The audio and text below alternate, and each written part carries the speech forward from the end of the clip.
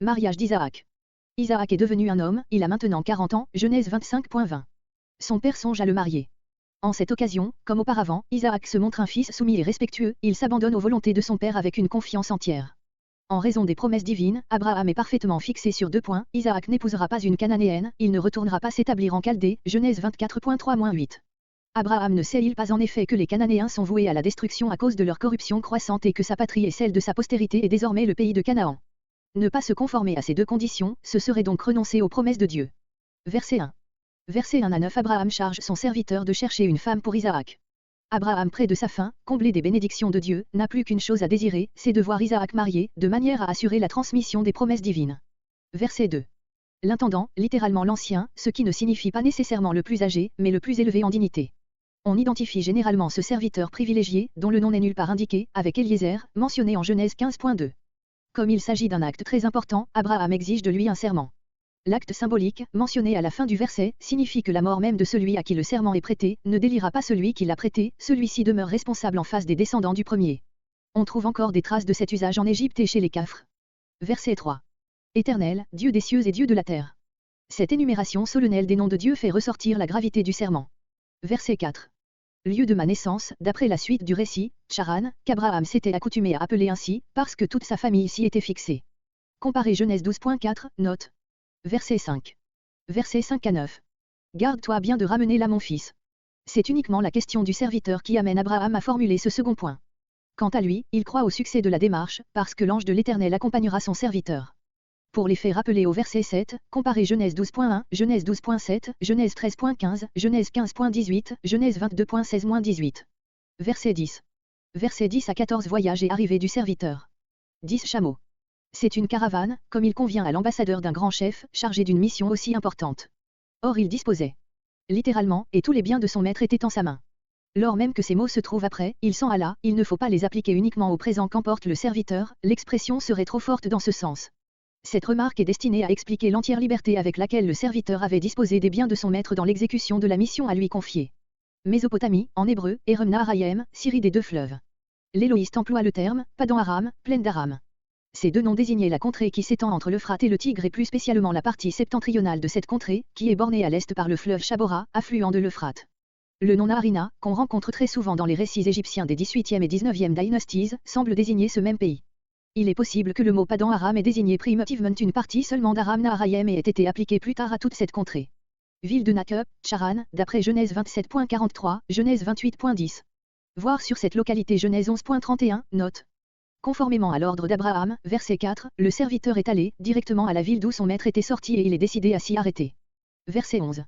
Fit ployer les genoux, comme lorsqu'on se propose de faire un arrêt prolongé. Verset 12. Verset 12 à 14. Le serviteur remet à Dieu le choix de celle qui doit être la femme d'Isaac. Le signe demandé n'est pas arbitraire, il est propre à révéler le caractère de la jeune fille. Verset 15. Verset 15 à 27 Rencontre du serviteur avec Rebecca. Fils de Milca. Milca est peut-être mentionnée ici à côté de son mari pour faire ressortir le fait frappant que Rebecca n'a pas de sang étranger à la famille d'Abraham, Milca était nièce de Nakeb. Comparez Genèse 11.29. Verset 18. Abaisser sa cruche sur sa main. La cruche étant sur l'épaule, elle la penche en la soutenant de la main. Verset 21. Avait fait réussir son voyage ou non. Le signe demandé s'étant réalisé, il ne reste plus qu'à savoir si cette jeune fille appartient réellement à la parenté d'Abraham. De là la première question qu'il lui posera, verset 23, de qui es-tu fille? Verset 22. Le présent qu'il lui fait n'est pas encore celui des fiançailles, verset 53, mais une récompense du service rendu, cependant la valeur de ce cadeau montre qu'il commençait à espérer que cette jeune fille était bien celle qu'il cherchait. D'après le verset 47, il l'orne lui-même de ses bijoux. Verset 26.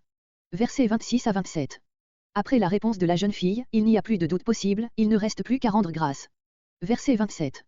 Et moi oppose le serviteur à Abraham, c'est en conduisant le serviteur que l'Éternel a montré sa bonté et sa fidélité envers Abraham. Par le chemin, soit, dans mon voyage, soit, par le chemin qui menait droit au but. Comparez verset 48. Verset 28.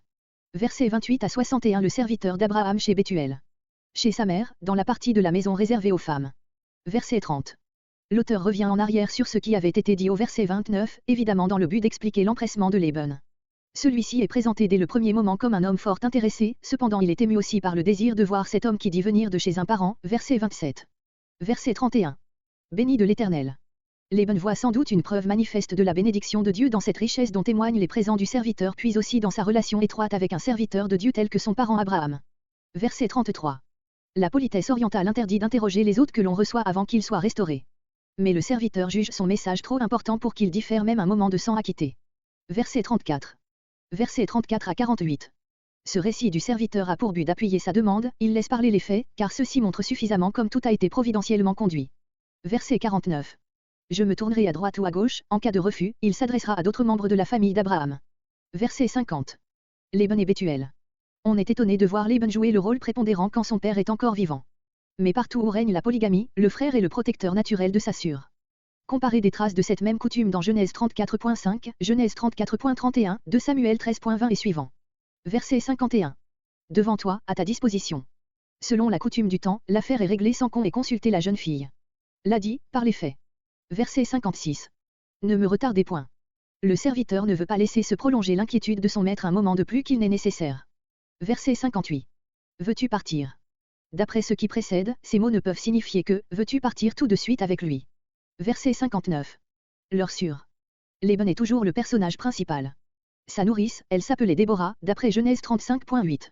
Les nourrices étaient chez les anciens des domestiques d'un ordre supérieur, elles demeuraient jusqu'à leur mort attachées à leur maîtresse. Verset 60. Comme ils n'assisteront pas au mariage, ils lui donnent maintenant leur bénédiction, en lui souhaitant une nombreuse et puissante postérité. Comparez Genèse 22.17. Verset 62. Versets 62 à 67 rencontre d'Isaac et de Rebecca. Le texte hébreu présente ici un mot presque inintelligible. La traduction littérale la plus probable était venue d'aller au puits, c'est-à-dire, d'une excursion qu'il avait faite au puits. D'autres pensent que ce mot difficile doit être retranché et ils arrivent ainsi à un sens opposé au nôtre, Isaac était venu au puits. La Shaïroï, le puits d'Agar, situé bien loin vers le sud. Comparez Genèse 16.14.